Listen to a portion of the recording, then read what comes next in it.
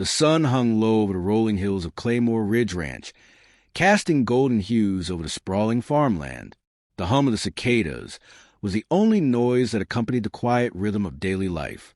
For Thomas Garrett, the ranch was his sanctuary, a place to be far removed from the chaos of the world. He had inherited the sprawling estate from his father, a place that had been in their family for generations. And while the world outside his gates was filled with noise, traffic, and bureaucracy, Claymore Ridge was his retreat. It was everything he had worked hard to protect. Yet, in the back of his mind, Thomas knew that the peace he cherished was fragile. The Suburban Homeowners Association, known as the Silvercrest HOA, had always been a thorn in his side. These small-town bureaucrats had a peculiar fondness for interfering with things they didn't understand. Thomas was no stranger to their constant surveillance, and over the years, he developed a strong disdain for their unwarranted interference.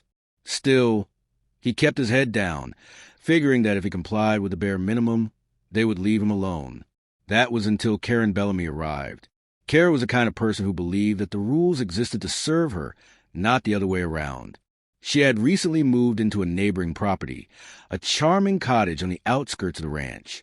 And, within days of her arrival, Karen had become a self-appointed watchdog of the entire community. If you dared to step out of line in her eyes, whether it was painting your fence the wrong color or, God forbid, hosting a barbecue on a Wednesday afternoon, she was there to remind you the rules, loudly. It was the first time Thomas saw her standing outside his property line, clipboard in hand, scribbling notes as she observed his ranch with a hawk-like gaze. He didn't think much of it at the time. He'd seen her a few times, mostly from a distance, as she engaged in heated arguments with his neighbors over their garden fences or their choice of lawn ornaments. He'd even laughed about it with his ranch hand, Bill, when Karen had come over to ask why Thomas had a dangerous gun safe out in the open. He had simply shrugged at the time, but little did he know, her prying into his business was only just beginning. It had been a scorching afternoon when Karen showed up at the front gate of Claymore Ridge Ranch, as if summoned by some unholy force. She was carrying a brand-new clipboard, its edges sharp and its paper crisp. Thomas, standing on his porch, watched her approach with a quiet dread. "Mr. Garrett," she called, her voice sharp with the precision of a lawyer. "I need to speak with you about your property." Thomas stepped down from the porch, wiping his hands on his jeans. "What is it now, Karen?" "I'm concerned about your gun safe," she said, looking at the large, steel structure standing near his barn. "It's an eyesore, and frankly, it's dangerous. This is a family-oriented neighborhood, and I don't think it's appropriate for someone to be storing such weapons on their property." Thomas knew this day would come. He had always kept his firearms in a safe, one that was a little larger and more robust than what most people considered normal. His father had passed on a tradition of keeping their weapons secure, but the safe also held other valuable items, old family heirlooms, documents, and artifacts that were irreplaceable. It was a part of his inheritance, not just a dangerous piece of metal. "It's my property, Karen," Thomas said coolly, his voice steady but laced with warning. "It's on my land, and I don't need permission to store my things." Karen's eyes narrowed. "You don't get to be exempt from the rules, Thomas. That safe could be a safety hazard. For all I know, you've got illegal weapons in there, or worse." Her accusations hit a nerve. Thomas stood there, facing her, feeling a wave of frustration building inside him. He didn't owe her an explanation. He had a right to keep his property safe. But Karen wasn't the type to back down. "Listen," he said, his voice hardening. "If you're going to try and lecture me about my gun safe, I'm afraid we're going to have a problem." "I'll be reporting this to the HOA," Karen threatened, turning on her heel. "If you don't remove it, I'll take this to the authorities myself." "Good luck with that," Thomas muttered under his breath, but Karen heard him. She whirled around, her eyes blazing with fury. "You're making a mistake, Garrett. Just wait until I'm done with you." It was clear that Karen wasn't backing down. She stormed off, clipboard clutched tightly in her hand, her heels clicking sharply on the dusty ground. As Thomas stood watching her retreat, he couldn't shake the feeling that this wasn't over. In fact, it was only just beginning.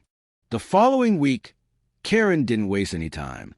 She called a meeting with the HOA board, accusing Thomas of violating community guidelines and local safety codes.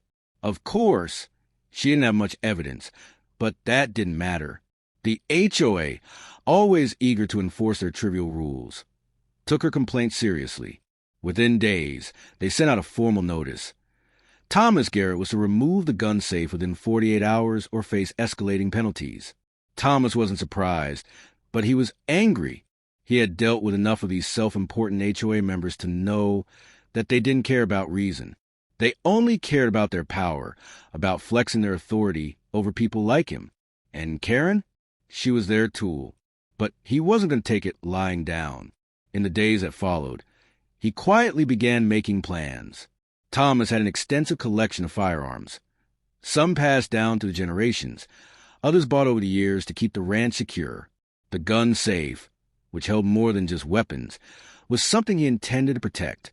So he started gathering his own information, researching the legal ramifications of their threats, and making sure that no matter what happened, he had every legal right to keep his safe in place. But then came the unexpected twist. One night, while Thomas was in town gathering supplies, Karen took matters into her own hands. She showed up at his ranch in the cover of darkness, a crowbar in hand, determined to inspect the safe herself. She believed deep down that if she could just crack it open, it would prove her suspicions. She didn't realize, though, that Thomas had anticipated this possibility. The ranch was equipped with surveillance cameras, and the moment Karen approached the safe, an alarm was triggered. By the time she had managed to wedge the crowbar into the lock, Thomas was already on the phone with someone he knew could handle things, someone who had a lot more authority than any HOA board member. 45 seconds after Karen attempted to force open the gun safe, the first black SUV rolled onto the property. Then another, and another. Soon, the entire driveway was filled with federal agents, their vehicles lined up like soldiers in formation. Karen froze in panic as the agents surrounded her, their guns drawn. "Ma'am," one of them said sternly, "step away from the safe." Karen's face drained of color. She opened her mouth to speak, but no words came out. She tried to protest, but the agents were already moving in to apprehend her. She had no idea that Thomas had a direct line to the FBI's local task force.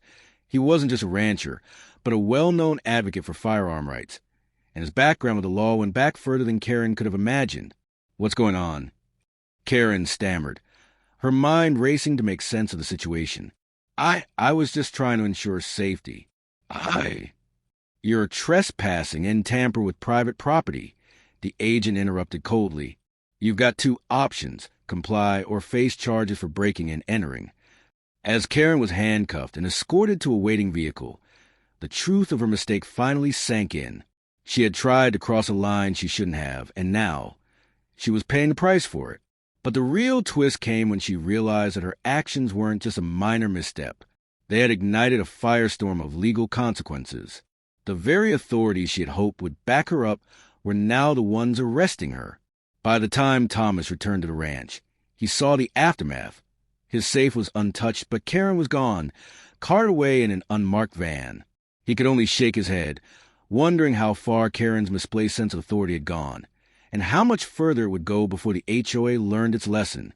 As the dust settled, Thomas took a deep breath, looking out over Claymore Ridge once again. The peace was restored, and for now, at least, he was in control of his own land.